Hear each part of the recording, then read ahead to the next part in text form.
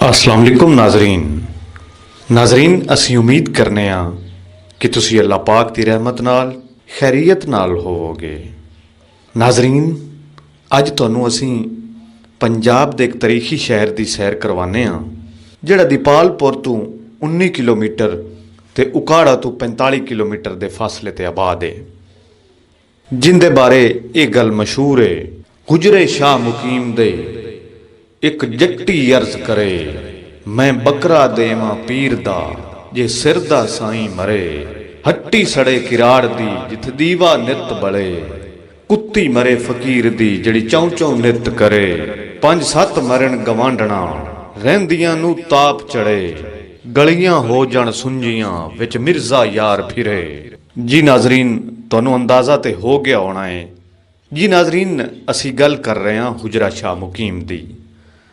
नाजरीन अज तुहानू असी दसांगे कि इसनू हुजरा शाह मुकीम क्यों आख्या जाता है और इस शहर विच ऐसियां किहड़ियां रूहानी हस्तियां दे मिज़ार मौजूद ने जिहड़ियां इस शहर की मकबूलियत की वजह बनिया हुई ने।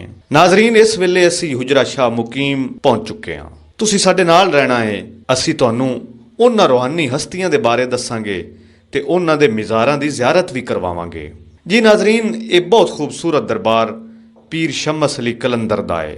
इन्हां दा असल नाम गौस बहावल शेर कलंदर है, जेड़े ईरान दे शहर गिलान तो हिजरत करके इत्थे आए। इन्हां दे वालिद दा नाम सैयद महमूदुद्दीन सी, जेड़े कि दरवेश इंसान सी। उन्हां दा मिज़ार भी इन्हां दे नाल ही है। इन्हां फैज़ भी अपने वालिद महमूदुद्दीन तो ही हासिल किया है। अपने वालिद की वसीयत के मुताबिक इन्हां एक रूहानी बजुर्ग जमाल दी बैत कर ली। गौस बहावल शेर कलंदर होरां ने कई लोगों को मुसलमान किया। गौस बहावल शेर कलंदर जदों विलायत के जोबन ते पहुंच गए ते मशहूर रूहानी बुजुर्गां ने इन्हां दी खिदमत का शर्फ हासिल किया ते फैज़याब होए। ये हजूर गौस पाक सरकार के पोतरे हैं, हजूर कलंदर पाक सरकार। ये इनका नारा शहीदा मीरा लाल पाक बहावल शेर कलंदर आले नबी उलादे अली हैं, गौस पाक सरकार के पोतरे हैं। ये बड़ी हस्ती है, इनकी आगे ये सब आल गुलाद है। हज़रत शाह मुकीम सरकार जिनके नाम से हुजरा शाह मुकीम है, वो इनके पोतरे हैं जिनके नाम से हुजरा शाह मुकीम है। वो जब पैदा हुए थे जो नबी पाक सल्लल्लाहु अलैहि वसल्लम वो इधर उसने सरकार लजपाल ने अपनी गोदी में खड़ाया था। उसका हुजरा मुबारक जब जिधर पैदा हुए हैं वो बाहर है, उधर ही उनने वलादत की है, इबादत की है सरकार ने, हज़रत शाह मुकीम सरकार ने, उधर ही उनकी वलादत हुई है। उधर पाक का जो उर्स है वो जो देसी महीना है, हार का महीना गर्मियों का, वो हार की 22 हार की शुरू होता है उर्स मुबारक सरकार का, और 26 हार को चिराग बलते हैं, दुआ होती है। जो सरकार की औलाद है सैयद जाद अली शाह गिलानी, वो इस टाइम सज्जादा नशीन है और वक्त कलंदर है, ठीक है। वो दुआए खैर करते हैं 26, और अंग्रेज़ी डेट है 6 जुलाई 10 जुलाई तक, ठीक है। ये सरकार का उर्स मुबारक की डेट है। और सरकार की औलाद में एक वली हो चुका है मसलन मोहम्मद मीर बाला पी सरकार, उनके पैदा होने की खुशी में लाखों वली बनाए गए थे।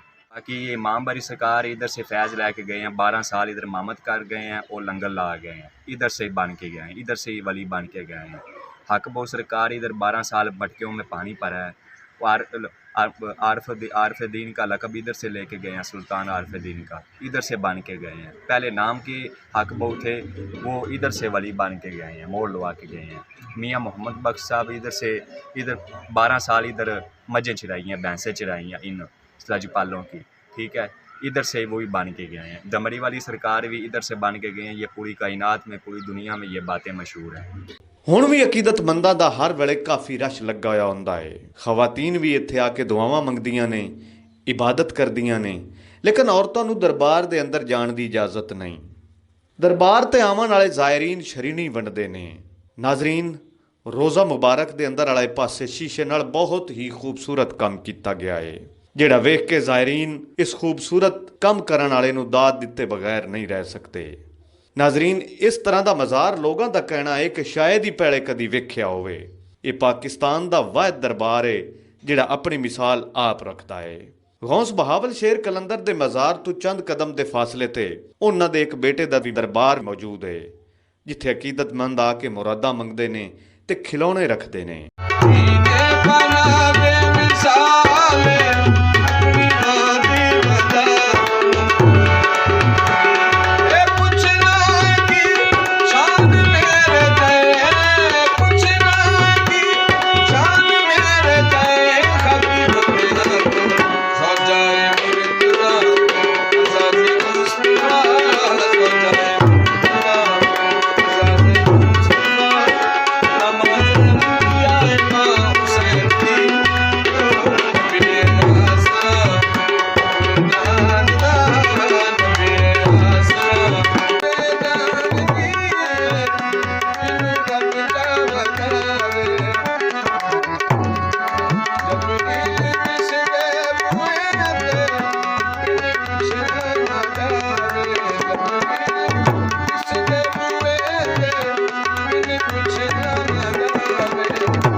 ਤੇ ਆਓ ਨਾਜ਼ਰੀਨ, ਹੁਣ ਤੁਹਾਨੂੰ ਅਸੀਂ ਹੁਜਰਾ ਸ਼ਾਹ ਮੁਕੀਮ ਦੇ ਬਾਰੇ ਦੱਸਨੇ ਆ ਕਿ ਇਸ ਨੂੰ ਹੁਜਰਾ ਸ਼ਾਹ ਮੁਕੀਮ ਕਿਉਂ ਆਖਿਆ ਜਾਂਦਾ ਹੈ। ਨਾਜ਼ਰੀਨ, ਇਸ ਦਾ ਪਹਿਲਾ ਨਾਂ ਪੱਥਰਵਾਲ ਸੀ। ਇੱਥੇ ਇੱਕ ਰੂਹਾਨੀ ਬਜ਼ੁਰਗ ਸ਼ਾਹ ਮੁਕੀਮ ਦਾ ਜੰਮਪਲ ਤੇ ਮਜ਼ਾਰ ਹੈ, ਜਿਸ ਵਜ੍ਹਾ ਤੋਂ ਇਸ ਨੂੰ ਹੁਜਰਾ ਸ਼ਾਹ ਮੁਕੀਮ ਕਿਹਾ ਜਾਂਦਾ ਹੈ। ਨਾਜ਼ਰੀਨ, ਇਹ ਉਹ ਹੁਜਰਾ ਹੈ ਜਿੱਥੇ ਹਜ਼ਰਤ ਸ਼ਾਹ ਮੁਕੀਮ ਹੋਰੀ ਪੈਦਾ ਹੋਏ ਤੇ ਕਾਫੀ ਅਰਸਾ ਇਸ ਹੁਜਰੇ ਵਿੱਚ ਰਹੇ।